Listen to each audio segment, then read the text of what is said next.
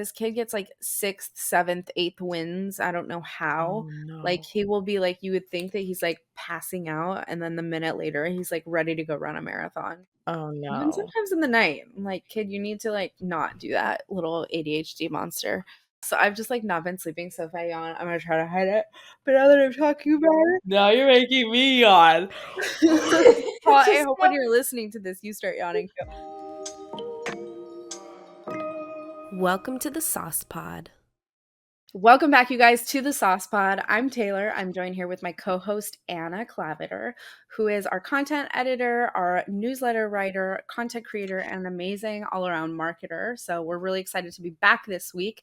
If you don't know, we release a new episode wherever you stream your podcasts every week. So Spotify, Apple Podcasts. You can also find us on YouTube too, because if you're not just listening to our voices and you want to see us gossip and make fools of ourselves on camera, come find us on YouTube. We also got the collaborative aspect of this podcast is up on YouTube for you to check out. And then, of course, don't forget, we've got the weekly Sauce newsletter that hits your inboxes every Monday night. And it is packed with all kinds of tons of amazing like tips, tricks, news, insights, everything that you need to know for content creators, entrepreneurs, founders, startups, marketers, you name it. Anything that you want to know about bootstrapping your business and growth online in this crazy digital age we live in, we cover it from social media trends to AI and emerging technology, advertising, and everything in between. So go subscribe. You can find us at the Sauce FFS, like foodfightstudios.substack.com, the Sauce FFS.substack.com. And you can also find it linked in the description of this podcast episode or video if you're watching it on YouTube. So thanks again for being here, Anna. Let's get into it. We've got quite a loaded plate this week. I feel like we always do, and we're always talking about the craziness of AI. But this week we're stepping back. We still have some AI updates, like don't get me wrong. But we do have a few other things, including there's been some recent chatter, some recent rulings, I should say, in the Supreme Court when it comes to how these social media giants, what is it like, can use or can't be sued or something like that. Right, can't be sued over the content that their users post, which is fair in my mind. Yes. Well, you're going to explain that one to me because I was like wrapping Yeah. my brain around it. We're also going to be talking about some TikTok updates. So, like Montana, for example, TikTok is going to be banned there early next year. We've got some news on creator monetization for making effects on TikTok. TikTok is also out with a new location discovery tool. So, hello, local businesses. This could be a really good one for you guys. On the Twitter front, lots of stuff to digest. And a couple other things that we didn't include in the newsletter this week include the Twitter Hotel. Actually, we did include that one in the newsletter. It was like a last minute add-on. I was like, this has to go in. The Twitter Hotel, we're going to talk about there was a Twitter space this week, you guys. You have to tell me on this Twitter Hotel. I have no idea. Oh, honey, Oh we're no. going to get into Oh all of no. the tea. So Twitter is its own beast. In this week's newsletter edition, it has its own section, the Twitter download, because we just can't seem to get away from the drama. It's like watching like a car crash that you can't look away from. You're like, I don't want to be here seeing this right now. But at the same time, I can't avert my attention. I need to know what's happening. I need to know if Elon Musk is sleeping in his office still. I need all the details. So we're going to get into it. And then, of course, we've got the AI scoop for you guys. ChatGPT news. We're going to talk about those Senate hearings that happened last week with our dude Sam Altman of OpenAI. We're going to talk a little bit about voice cloning. And then I want to tell you guys about the cool new Adobe Photoshop capability that you can do where you can use generative AI directly in Canvas right there on your artboard in Photoshop. So starting at the top, let's run through the TikTok stuff, Anna, and you can just give us the whole download from the Montana ban, the creator monetization stuff going on with creating effects, and the location discovery feature, which I'm excited to hear about. So take it away.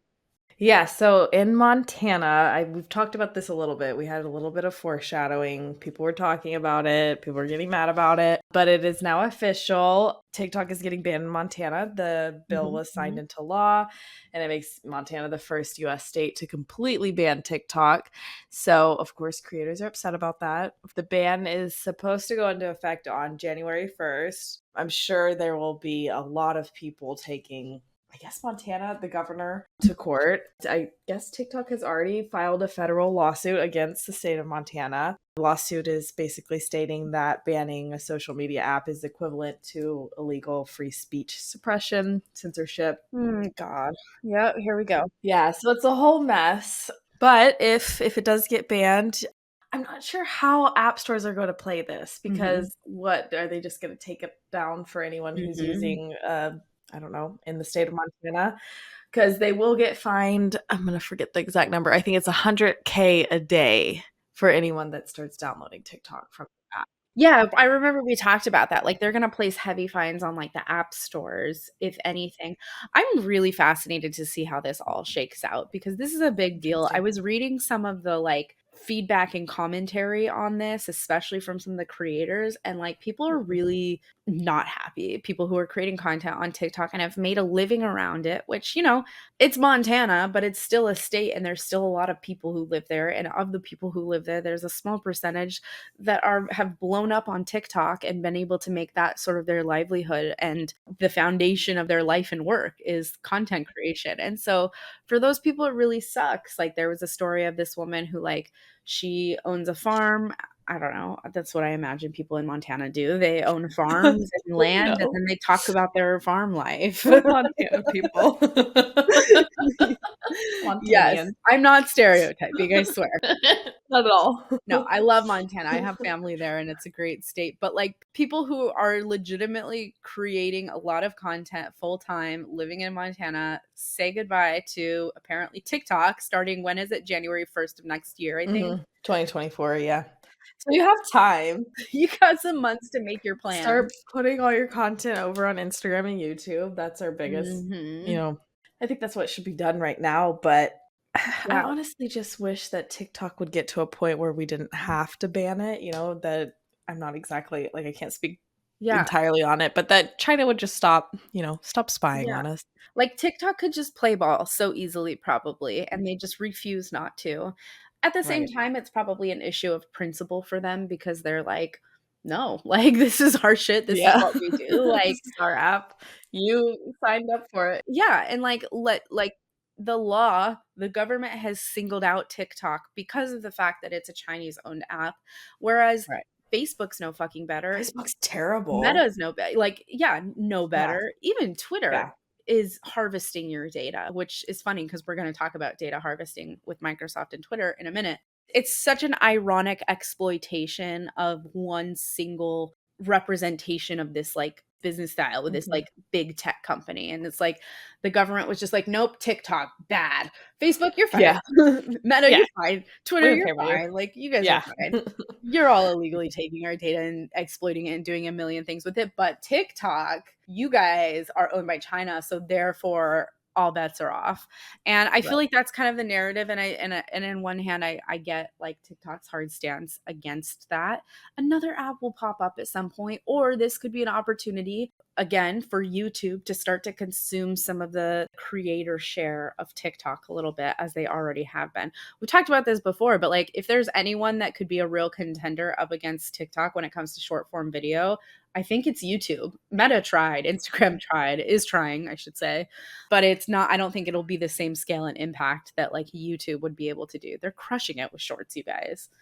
Tons of, like, stuff and monetization features and just all kinds of stuff, even for shorts. But speaking of monetization, what's going on with the, like, effects filtered stuff This on one TikTok? is really cool. This one I'm excited about. So TikTok announced, like, a new effect creator rewards initiative that will pay creators for high performing special effects that they've created. And a lot of times the effects will almost go as viral as music will on the app. Snapchat, obviously has seen, like, a lot of success with its creator effects program because they have like 300K AR creators that are building like 3 million lenses within their studio platform. So I think this is a good move for TikTok, That's awesome. especially rewarding people and paying people money. I love it. It's like a perfect little mix, especially for people who are like, there's such a huge segment of creative types that just love playing around with these tools just for the hell of it. Like, no real true end goal in mind other than just understanding how they work.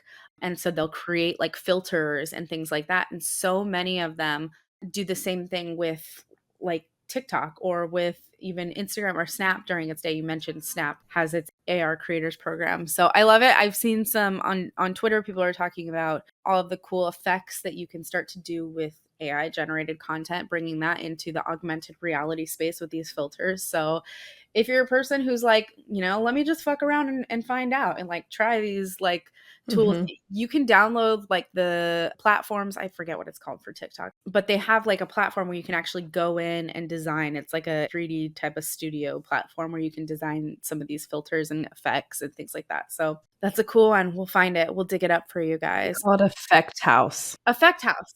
There you Effect House, go. yeah. Okay. There we go. So then what's going on with this location feature? This is already a feature that's live, but they're hoping to build out the feature a little more. It's basically a location feature, so you can search, everyone searches on TikTok via location, but they want to help businesses, especially brick and mortar stores in the app, to share their location. So TikTok's trying to get more users to add a location to their post, kind of like you can on Instagram post. And then after location has been added, if it happens to be a business, TikTok is now testing a new in-app prompt that'll get users to add a review in-app. So there's two different things. There will be like a little pop-up that's on your video that says like, want to reach a larger audience, add location, you do that. And then if people are watching that video, the little pop-up will say, do you recommend this place? Write a review right within the app. Just super cool. Interesting. Okay. So they're definitely pushing that. And that's great, obviously, for, like you said, the brick and mortar businesses. So many people use TikTok to search for things in locations, especially when they're traveling. Like I do that. I'm sure you do that, Anna. Like we've talked about it. And so this would be a handy feature to help like boost some discovery, hopefully. And I love that in the screenshots too, they say like, want to reach a larger audience. Like that's the best incentive for something like this. You're like, yes, let me add my location. Let me add location. Well, and they're kind of stepping on Google's toes a bit again with writing reviews. I'm not exactly sure how that'll look within the app, but I mean, if you're already searching, places to go in a certain location on TikTok, it makes sense for there to be reviews. I'm interested to see how this one shakes out. We'll keep an eye on it. I want to know if I can like create locations the way that I used to on Instagram. I think they still let you do that on Instagram, but like you could like the Hobbit hole and stuff for your house or whatever. Have like weird ass locations and always tag them, which is funny in its own right. But I wonder if they're gonna like regulate that at all. We shall see. Before we get into Twitter stuff, let's talk about what's going on with the Supreme Court ruling where they basically said like, you know what? The platforms aren't really liable for like being sued in civil cases, right? So what's going on with that? I guess there's already a rule in place, Section 230, that basically protects social media tech companies like Facebook, Twitter, YouTube from being sued over the content that the users are posting onto their sites. And I mean, some people are saying like it's a shield for, these big companies to make money and not take like responsibility for the user's post. But for the most part, like these platforms, you're going to create content on there and they're not going to get into any trouble for anything that you're posting. I do think there should definitely be like, some content moderation policies, of course. Yeah. It's just the wild, wild west of the internet. Yeah. I mean, the content moderation is always going to be like what I think it comes back to in these circumstances. And I can totally see how that is the way that these platforms put up their like safeguards, to make sure that they're protecting their neck. They're like, oh, but we have content moderation policies. Well, sometimes they don't always go fast enough. I think that this rule was brought up again like this past week because there was like a domestic terrorist attack and the suing party alleged that like I think it was like Instagram or something played a role in the attack and therefore should be held liable for the lives lost or the injuries sustained. And so the Supreme Court, as a result, was just basically like, yeah, no, we're not changing that. That's how it is. So, and, the Supreme Court has a history, as we know, we just talked about like TikTok, we talked about Meta, but like has a history of siding with these tech giants, the walled gardens, if you will. And I think that is what, I don't know. I could go on a whole philosophical rant about that. So I'm not going to go too deep into it. But I think that is the root of many problems that we have because of social media and our social culture around it. But All we need to know now is that the Supreme Court is besties with the tech companies. So you guys can keep doing you, keep doing your brunches, and don't invite the rest of us. It's fine. Tell me about Instagram. This is a big one. Yeah, so I mean, it's not live yet, but it should be. So Meta is going to finally allow users to post Instagram stories from scheduling platforms like Hootsuite, Sprout Social, those kind of places. This one has been a long time coming. So, yeah, basically all of these platforms will facilitate any kind of story posting and scheduling and making it so much easier to manage your content from a single place. So it's nice. Finally, you can do reels, you can do your carousel posts, you can do your single image post, and now stories. So like by opening up API access to that feature, it basically means that like these third-party tools, any of them, whether like you said it's like Hootsuite or Buffer or whatever it is that you use, if you're using a scheduling tool already for Instagram, odds are you're going to have stories pop up as a feature on there pretty soon. Yeah. So that's exciting. I'm waiting for the day that they let you schedule them in app. Oh, yeah. Why haven't they done that? That's not a I thing mean, yet, right? no, it kind of makes sense because it's a 24-hour, stories are meant to be like a 24-hour thing, but it would be nice. But It no, would it be is not. really nice. Like you're on the go, you have like a giveaway or something tomorrow and you don't want to like draft it up tomorrow, you just draft it up. I guess you could do it and save it as a draft. Is that a thing? Yes, yeah, they do have drafts, which is nice. Okay. Yeah. Yeah. Well, we shall see. We'll keep a pulse on it. All right. What do we got next? We're going to get into Twitter. Tell me, we've got a lot going on with Twitter, you guys, from the upload limits. People can upload up to 2 hours, and that's causing a whole slew of issues to Mhm. Microsoft and Twitter getting into it, to deleted tweets are suddenly reappearing, you guys, for some users. And of course, some of the other the other things that are going on that we're going to talk about, some stuff that even happened later this week after the newsletter was released. So just go down your list on Twitter. There's a lot to get through. So we now have the ability, I guess, to post 2-hour long videos on Twitter. Yeah. Which is kind of insane, actually, if you think about it. Elon also let us know that the uploading feature wasn't that great. But anyways, people Yeah. are now starting to post pirated movies onto Twitter because they're legal in moderation, or like content moderation teams are very, very Yeah. small, if existent at all, at Twitter now. So people are just, uploading movies onto Twitter to watch. And I guess there's one user that responded to one of Elon's tweets with like a full length copy of Shrek the Third, the full length copy. And he was just like, yeah, this is funny.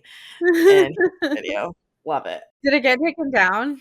I actually don't know. I didn't link Probably to it not. if it did. It probably didn't. We have his user, Yeah, their we need to go username in check here. We those should too. totally track. The upload thing that you mentioned, they can only people can only upload like the lowest resolution, or at least that's the best supported. So like what you're gonna Right. upload a 2-hour movie and it's gonna be 480p. Yeah, I found it. The media was disabled, but his tweet Oh, okay, literally okay. says "F it, Shrek the Third," in response to Elon saying Twitter Blue verified subscribers can now upload 2-hour videos. Thank you, Yes. Clyde. And I love it. and I guess his account was also locked because he didn't follow the Digital Millennium Copyright Act. Oh God. Well, Oopsies. I'm sure that the only reason that that was caught was because it was on Because it went viral Elon's and viral the tweet. Elon's threat. Yeah. So, go watch some movies on Twitter, guys. Yeah, no kidding. Oh my God. This is just like, why? I mean, I get why it's like part of the whole Twitter 2.0 and like the great teardown of Twitter to rebuild it from the floor up as a completely different everything app. But like, why 2-hour video? What are you trying to accomplish there? Especially when there are features that don't even fucking work on Twitter, you guys. Right. Like, I'm gonna just like jut in my like quick news from today. So Ron DeSantis, who's the Florida governor, I think, right? Yeah. You would know He's better my than I governor. do. Yeah. Florida Governor Ron DeSantis was going to be officially announcing his presidential candidacy on a Twitter space today that was scheduled. Today's Wednesday, May 24th. That was scheduled for 6 p.m. Eastern time. Not only did the space not start on time, like 30 minutes late, but it was also extremely, extremely buggy, had all kinds of issues all the way through. At one point, they had to end the space and start a new one. No, And why did all they of do it this on Twitter Spaces? Why? because, Anna, Elon Musk said it was a historic moment for Oh. Twitter and America, and it needed to happen. And so it was kind of hyped up. I think for a few days the space was scheduled out, and all these people, set the reminder to Gosh. attend. And then it was just a fucking shit show. Like, I don't know how else to describe No. it. I bounced into it at one point because I saw so many people I like followed, like just people on my timeline. I Mhm. saw the little purple thing around their face on their profile pic, so that indicates that they're on a space. So I'm like, okay, let me hop in and hear what's going on. I find out that it's this like big announcement space, and it's like mics weren't working. There were like awkward pauses. People audio was rugging. I guess the co-host was. It's just so strange to me that that's where you decide to launch it.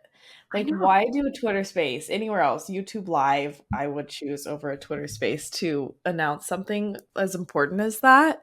That's just wild. Yeah, the whole thing was just. And also, I would have just gotten mad at that point and been like, "Hey guys, we're moving to YouTube. Okay, see you there." And like just left Elon sad. 100%. 100%. There were all kinds of issues, tons of like glitches.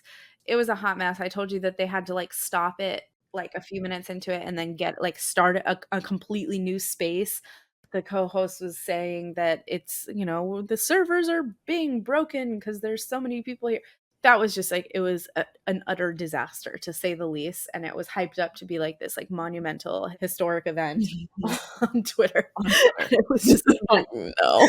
and so that was literally, you guys, that was just like a few hours ago. People are still reeling. News stories are still kind of coming out, trickling out about what the headlines are talking about in terms of how broken Twitter is. And this is nothing new. We knew this, you guys. Like, we've been talking about how it's sort of like a car that's like falling apart like piece by piece on a really long road trip until like at the end of the road trip you reach your destination, but there's only like maybe an engine that's barely purring. I don't know, and like everything is just fallen off in the process. And that's how it's been. We know that Twitter has been like really like bare bones skeleton staffed over there because Elon Musk got rid of everyone, so they don't have a huge content moderation team. They don't have a big like, I don't know, QA, like quality assurance, like testing bugs and things like that. Forget reaching out to anyone in their media department. You're just going to get the poop emoji, or even like submitting tickets, because like I've had to submit multiple tickets, to no avail, no response. Yeah. It is a journey for them. They're in the thick of it right now. So that's what happened. And then I want to know about like why this whole Microsoft situation, why Twitter and Microsoft are going at it. Yeah, so Elon, it wasn't really Twitter, it was Elon. Elon got upset and decided to write a letter to Mhm. Microsoft. Basically sent like this very angry letter to Microsoft accusing them of harvesting Twitter's data to build new apps. And this is around a month after, coincidence, maybe, maybe not. Mhm, mhm. This is about a month after Microsoft removed Twitter from its advertising platform. And of course, there was, tension, and Elon's like, oh my God, oh no. Oh my God. I just want to say, like, I feel like this isn't about them harvesting Twitter's data, and it's more about the fact that Microsoft owns OpenAI, which is like the one that got away for Elon Musk. Like, Maybe. she's gone, she kissed him goodbye and never looked back, and now she's on to Microsoft, and he will never get a piece of that again. He knows that, like, Microsoft is just, like, crushing the world with Mhm. ChatGPT and, like, all of these tools. He's pissed. He's publicly stated that he's, like, pissed that they're a for-profit company now, but I guarantee you he probably would have done the same thing. He has actually had an interview like 2 weeks ago that I caught some snippets of, where he was talking at length about his involvement in OpenAI. He named the company, he brought in the core team and advisors, and it's an interesting like turn of events. So for Elon Musk to be like, "Oh, Microsoft, you're harvesting our data." It's like, get to the heart of the problem, because I don't think it's really about the data, Elon. Yeah. But I digress. Oh, here's another fun one that's been popping up is deleted tweets are returning from the dead, you guys. Like, That's so scary, actually. That's terrifying. just to tack on some of the like, little things that have been falling through the cracks over at Twitter is like users are reporting that their tweets that they previously deleted and retweets, by the way, are suddenly reappearing back on their timeline. This has been reported all last week. I've gotten some reports of it this week. It just kind of adds again to the list of the ongoing bugs and glitches that have been plaguing Twitter ever since the mass layoffs that began, last year. I'm curious if they pop, like, if, like, tweet returning from the dead, if it, like, pops back up at the top of their timeline I don't and, know. like, goes back into people's feeds, like, they just did it, but the date is, like, backdated to whenever it actually was. No, I don't know Scary. if it does that, but I do know that, like, because like, a lot of creators will clear out their entire Twitter feed from time to time. There's Yeah. a bunch of different reasons why people do it, but people will go in and delete every tweet. There's also tools that will do it for you. Delete every tweet you've ever sent, and so you start, like, when you load your profile, it just shows 0 tweets. Okay, great. Mhm. And now so people who, like, completely cleared out their profile are seeing all of their old tweets back on. And again, it's glitching, so, like, on refresh, they might not be there, other times they are there. It's just, like, sus overall. Very sus. Don't like it. Sus is the word to describe it. And then, possibly the most interesting piece of news from this whole Twitter saga this week is this idea of a Twitter hotel, and I don't mean that as a sales pitch for a nice luxury stay at some Twitter resort. It sounds like a scary ride at, like, Universal or Disney, like, The Twitter Twitter hotel. hotel. Actually, that would not be well, the social media hotel would be interesting where you could go into different rooms that are, like, owned by different companies. This is the Oh, that would be Instagram room. cool. Let's start that. Yeah, It's just like horror. let's do it. Yes, exactly, horror. So here's what's going on with this whole Twitter hotel situation. There is a lawsuit by 6 former employees who were, surprise, laid off or fired from Twitter, accusing Twitter of basically turning it into a Twitter hotel. Apparently, turning the Twitter headquarters, which are in San Francisco, into like this makeshift hotel complete with disabled lights, emergency unfriendly locks isn't as necessarily cool as it sounds. As we know, Musk and Co. has placed things like beds, and there's even been talk of Elon Musk being accused of illegally trying to build a bathroom in his office because he didn't want to wake up his bodyguards in the middle of the night on the nights that he sleeps at Twitter to go to the bathroom because he needs a bodyguard with him at all times. And he didn't want to wake them up to use like the main bathroom. So, like, apparently there were rumors that he is attempting or has attempted to get the permits or whatever, probably not, to build his own bathroom. Just use a bucket. People do it in jail. Just use a bucket. Yeah. God, you would just like the sheer ridiculousness. I can't even, like, even just saying it is so ridiculous. Twitter is basically a hotel. Like, so these employees are like, there's all these violations, like there are broken locks, there are emergency exits that don't work. There's 14 violations, they're saying, everything from breach of contract to labor rights laws, all revolving around the fact that basically he brought them into this this headquarters space and basically told them to live there. For legal purposes, I don't think he actually told them to live there, but there were all of the amenities that one might find in a hotel, except for maybe the luxury ones, to entice workers to stay extended hours, overnights, and things like that, because as we know, they are a very stretched thin team at this point in time. So that lawsuit is still out and pending. We'll keep you guys updated. But can you imagine, like, suing your employer for being like, "You tried to make my job a hotel, and I'm not okay with that." Yes, no. Boundaries. My god. It's just ridiculous. This All is right. yeah, That is craziness. Twitter. That is Twitter. I'm sure that there's gonna be 10 to 15 more stories that pop up between now and next week, but we'll keep you guys updated for sure. It's always entertaining. At this point, it's just become more of like the butt of many jokes, and I don't mind it that way. Like, I actually kind of think it's funny. So let's talk about AI stuff though, if you're down, Anna. We'll get Yeah. into AI. Let's talk ChatGPT, we've got quite a few ChatGPT updates this week. So talk to me about the app.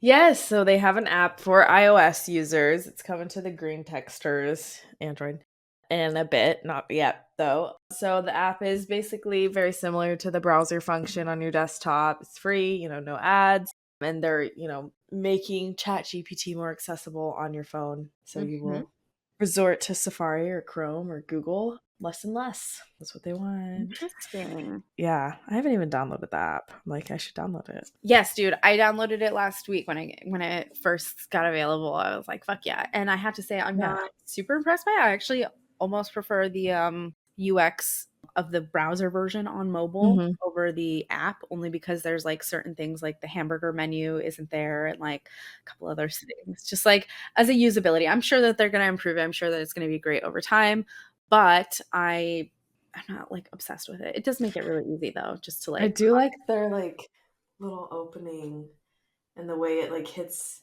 What is it? It's like I don't know how to describe. It's like a touch feel oh, the basically when it's haptic typing. feedback? That's what it is. Yeah. Yes. The That is very haptic pretty. feedback is I do such a like nice that. That's touch. very clean. It's such a nice touch.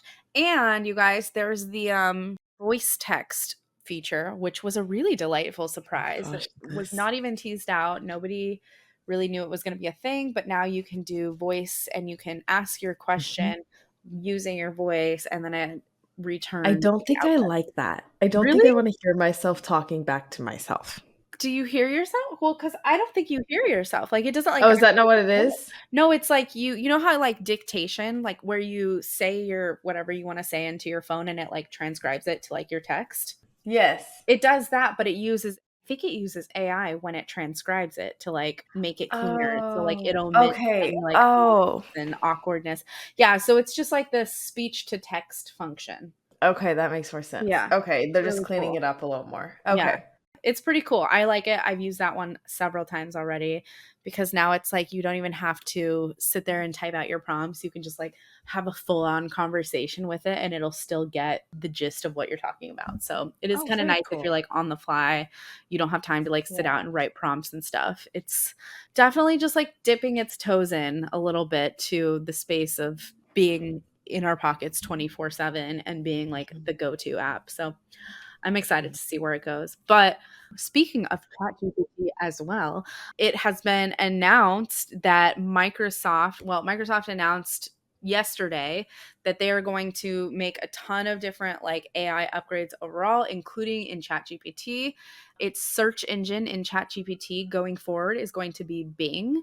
So if you are using GPT-4 and you are a ChatGPT Plus subscriber with access to GPT-4, and you're using the web browsing feature, which you can enable in your settings, and you can just drop it down so that anytime you search something or you type something in on ChatGPT, if you're using GPT-4, it'll give you live like web browsing as long as it's, I don't know, pertinent or applicable to the conversation and you have that feature enabled.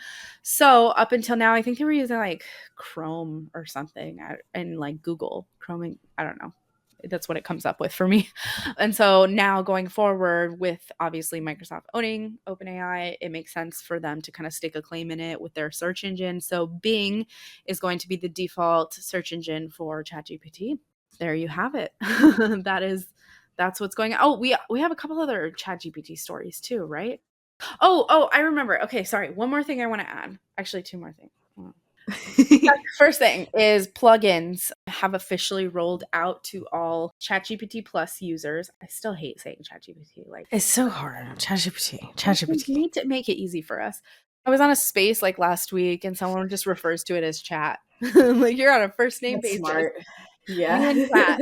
ChatGPT Plus subscribers should now all have access to the plugins that are in ChatGPT, which, if you haven't used them yet, and you do pay the $20 a month to OpenAI to be a subscriber, you have access to them now. So you just have to go into your settings, enable beta features, just toggle it on, and you can start to use the plugins. And what they do is they basically connect your ChatGPT in whatever instance window that you're in. It connects it to all these different like third-party apps. When I checked on Friday, it was like 86 of them available, 86 plugins available. I'm sure that the number is probably double by now. And it's even starting to they're starting to sort it by the top most popular plugins. So it's going to start to feel a little bit like an app store, like a plugin store. Whoa. So you go in, you can choose which plugin that you want to enable. You can activate up to 3 plugins simultaneously at a time. And when you do that, it basically is able to create, there's an API plugin with all of these different apps. So Instacart, for example, is one of them that I tested out.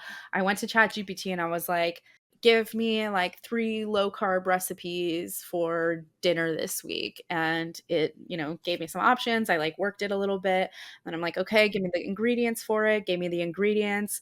And then you can even take it a step further and be like, okay, now I only have, $100 to spend on this week's groceries. So give me ingredient list or shopping list that has all of these ingredients in it that's less than $100, and then it'll do it, and then it'll ask you, or you can prompt it to send you a link with all those items in your Instacart. And so it did that. It sent me a link where everything was in a cart, and I actually tested it out and it worked. I didn't purchase it, but yeah, so I went, it generated my whole Instacart list, and then I opened the link in my Instacart app, took me over there on my phone, and everything was in my cart. So it was really quite an impressively seamless experience. It really is. And there's all kinds of stuff you can do. They have ones for dictation and language tutoring. So you can talk into it and it'll give you feedback for how to improve your language if you're learning new languages. They have ones for, math and numbers things, accounting, stocks, and even some marketing ones. They of course have some stuff for generative artwork. So they have a really cool one for Midjourney that's been plugged in that you can actually create Midjourney prompts using ChatGPT. It's pretty intense. So all of which is to say, check out the plugins. This is not the beginning. This is not the end of plugins. They're going to keep coming our way more and more and more. Now it's just a matter of sifting through and finding the ones that are really good and worthwhile. So we'll definitely be keeping an eye on that for you guys. And when we find some that we really like, we'll be sharing those with you. So stay tuned. Tell us, Anna, let's get into the Senate hearing stuff because that is the Ew. Yeah, it's a little bit. It's also just it's a lot. So there was a big Senate hearing where CEO Sam Altman, head of OpenAI, testified before a committee about the future of AI and the regulation. So the key highlights, OpenAI's main man, obviously, again, Sam Altman, is his argument is that the world of AI needs a regulation reboot. The show, I guess, started with a AI made audio that mimicked perfectly Senator Richard, I don't know how to say his last name, kind of if Alexa started speaking your favorite celebrity, which would kind of be cool, actually. I'm not which we talked about, voice cloning in this way is a little bit creepy. There's already been some scary news stories with voice cloning and people being kidnapped. It's oh wow, oh my gosh, yeah.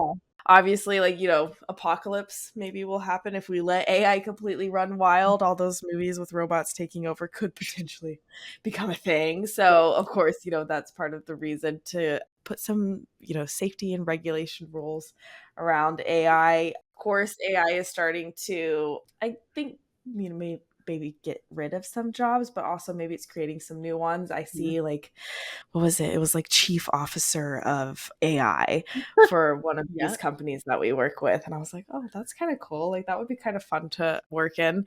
Executive level roles now dedicated to AI. It's crazy. AI, yeah, very cool.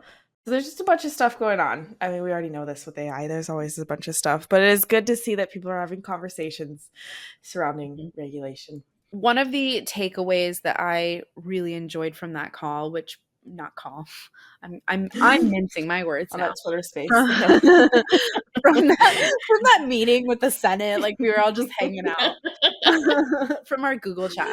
So I'm confusing myself because every Friday we've been doing these Twitter spaces on AI and what's going on in the world of AI. So on Friday, naturally, last week, we had to talk, and we talked at length about what is going on with this Senate hearing, what were some of the big takeaways. Matt Wolf, who is regularly on this panel with me, he's amazing. You should, if you're not following him on YouTube, you definitely should. Shares tons of really, really great educational content about AI and how to use these tools specifically for creators. And he made this, bless his heart, he sat through the whole 2.5 hours of this Senate hearing and was able to kind of create like a super edit cut of like 27 or 28 minutes, I think it is.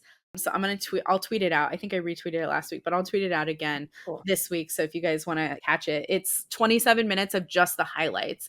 And one of the things that Matt reiterated as being something that they spoke about quite in depth during this hearing was the fact that the government has no fucking idea what to do. Like, and they're admitting it like for the first time.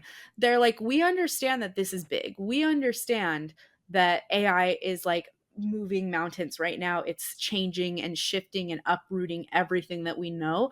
But as the government, we also don't even know where to start with it. Like, Yeah. so they're admitting to the fact that like they need expert resources, they need subject matter experts and scientists and researchers to come in and be able to sort of steer the boat, because we all know what happens like when a government who has no place to deal with things that they think that they should deal with. So Right. I'm glad to see that there is at least like some acknowledgement of like, okay, we need the experts in this, because it truly is such a monumental shift that's happening, you guys. Like, it's an internet boom moment, and we're all living in it right now. And so even the government's like, yeah, we don't know what to do. What do we do? And so I'm glad that Sam Altman was there. He was like on their side. He's like, yes, we do need this shit. We do need regulation. We do need to set up like independent committees. We do need to bring in like expert researchers and try to like form some collaborative regulation around this. And like this just kind of topples on to all of the other big things that have been happening. We know that a few weeks back there was that big letter calling for basically a cease and desist of AI developments across the board, across the industry. And that was signed by like a ton of big names and, tech gurus and founders and scientists and stuff like that. We've had this hearing, we've had some other committees like gathering to try to talk about this. So the name of the game right now is everyone's just trying to get their footing, trying to figure out how to create some legalese around all of this, how to implement some laws and structure and regulation. But right now it's still just fucking crazy out there, you guys. Like, there's just so Yeah. much that you don't know. Like, nothing is really regulated at this point other than what the platforms implement themselves, which is like, their content filters. But other than that, it's just like there's no limit to like somebody just creating a total ripoff, deep fake, posting it, claiming it to be theirs, buying a Twitter Blue subscription, like, Right. it's crazy. So all of which is to say, keep your wits about you, do your research. Don't trust everything that you see on the internet right now, because there's a shift happening and it's going to be a while before it all gets ironed out. That is all. That's my piece. Speaking of weird AI shit, though, let's talk about this voice cloning situation, because this is fascinating to me. So this will let you like basically make a digital twin of your own voice, which I think it is aimed to help some people like with conditions like ALS. But it does start to get a little creepy because, like we've kind of mentioned before, people have stolen literal children's voices to then call their mom and act like this kid is like, crying for their mother and saying like, come get me. And the mom's like, it's terrifying. So guys, I think Taylor has said this before, but have a safe word. But yeah, so we're definitely, I mean, we've seen it with even like in the music industry with people taking like Drake's voice and turning it into a, complete song just using AI and basically like creating a deep fake. So Apple is saying that they're going to keep all of the recordings that they get on the device, like on your actual phone, and it's only for machine learning. You're going to have all that privacy. It's not going to go into the cloud, so hackers shouldn't be able to get to it. But definitely be careful. Like we always say, do your own research. And I guess I have not heard this, but I guess John, did we clone John? Yes. Oh no. Dude, we cloned John and it's so funny. Well, okay, so I have to just like preface this by saying 11 Labs is the voice cloning tool that a lot of people are using. We linked it in this week's newsletter edition. It's 11 spelled out like the numbers, but spelled out labs. And I think it's like 11labs.ai or something like that. You can Google it. And it's pretty inexpensive to just get on there and start training new voices. All you need to do is have some like basic audio clips of the voice that you want to emulate. The more the merrier, but I uploaded like, I don't know, 3 or 4 myself, and you can set things like variability and like how similar and expressive you want the voice to be, and then you can like type in what you want it to say. So I gotta play this because John, this man does not speak Spanish, at least not very well, but they caught him speaking Spanish, so we had to include this little clip. So I'm gonna play it really quick. Hopefully you can hear it. Thank you, Luz, for the food. Let me try my Spanish. Gracias para comida.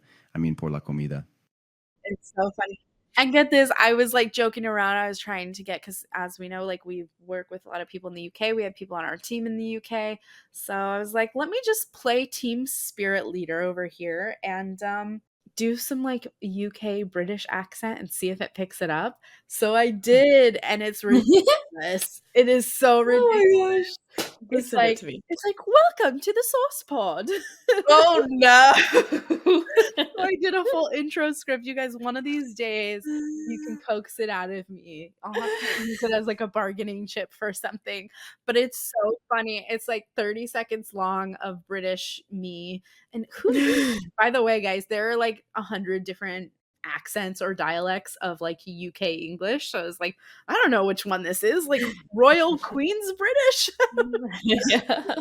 So, anyways, you can expect some fun stuff. We haven't played around with it any at all yet in the Sauce Pod, but I think it would be kind of fun to do like a voice clone intro one of these days and maybe see if people can like pick it out, up on spot it, or we Yeah. could just like yeah, we could just hinge around the fact that like, hey, our intro is AI generated and you can do it too. So there's a lot of really cool stuff that you can do with this, but of course there's a lot of really creepy, horrible, horrifying things that people are doing as well. So use AI for good. I know that there are big like regulations and things that are coming our way. So enjoy the freedom of it while we can, but which is to say still like keep in mind that there are bad actors out there. There always are going to be. And right now, all of this tech makes it really easy for them to exploit. So just keep that in mind when you're playing around with it. But still, go play around with it and have fun. It's like fucking crazy what you can do with this. It really is. I even recorded myself speaking in Spanish and it came back and it makes me sound like a Spanish queen. I'm telling you, princesa. Like, absolutely perfect. I was like, damn, I wish I could talk like that. It's really cool though, you guys. If you do record anything and you tweet it out or you share it, like hit us up on Twitter and let us know. I would love to hear it. It is so much fun. I need to hear yours, Taylor. I'll send it to you. I'll send it Okay. to you. You can use it as blackmail one of these days. Yes. All right. So the last piece of like, I don't know, AI news, I guess we could call it, is Adobe Photoshop.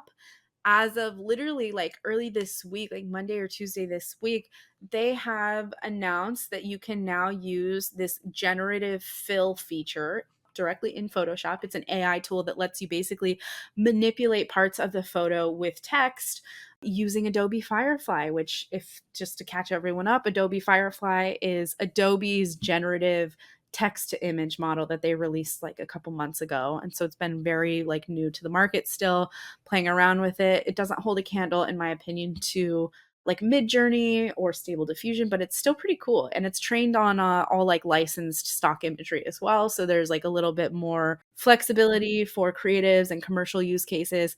But it's really cool because you can just circle, like similar to like in painting, where if you're using some of the more traditional AI tools, you can like select a portion of the image or of the artwork, and then you can type in what you want to generate to replace it. So now you can do that directly within Photoshop.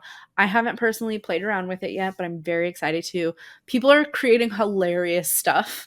Like, of course, this is like meme city right now. It's like the perfect, you can do so much with it because everyone who's making memes probably knows Photoshop. And now that you have this, it's just, it's a mess, but it's really fun. So I'm going to create some stuff for next week's newsletter. So I will get back to you guys, let you know how it looks, if it's good, if I like it, but play around with it. Let us know if you do. I think that's everything for today. Was there anything I'm missing? No, I don't think so. I think we covered it. If you guys are still listening, definitely go subscribe to us on Substack, thesauceffs.substack.com. It looks so beautiful all the time lately. We do use a lot of generative AI imagery, but the aesthetic of it is just like, it's nice. serving up all the vibes. So if you want a nice little visual treat, and you guys, we're also going to be launching more premium features for our paid members as well. So We do send out 2 versions of the newsletter every week. We've got the free version to all of our subscribers, and then we've got the paid version for our paid subscribers. So I think right now we have it listed at $7 a month. You get access to that, as well as access to like our Discord, a bunch of other little freebies and perks included in that bundle. Or you can continue getting, the free stuff that we offer. Would love for anyone who's already a free subscriber to always consider becoming a paid one. It helps us just continue making amazing content for you guys every week and putting time and effort into researching, learning, understanding these tools so that we can give you back all of the lessons, knowledge, and tips that we've learned along the way. So definitely check us out on Substack. We're going to be doing a lot more of the premium stuff, and I'm excited for it. So that's all I have. Any parting words, Anna? No, I think we're good. It's my bedtime. I know, I'm tired. Same. Sleepy time. All right, dude. I'm going to end the recording now. So bye, guys. Bye, guys. Hey guys, that's a wrap for this week's episode of the Sauce Pod. Hope you enjoyed yourself, maybe even learned a thing or two. Don't forget, you can subscribe to us on YouTube. You can also subscribe to our newsletter that goes out every Monday night. All of the latest and greatest tips, news, and trends for content creators and digital entrepreneurs. Until next time, stay saucy.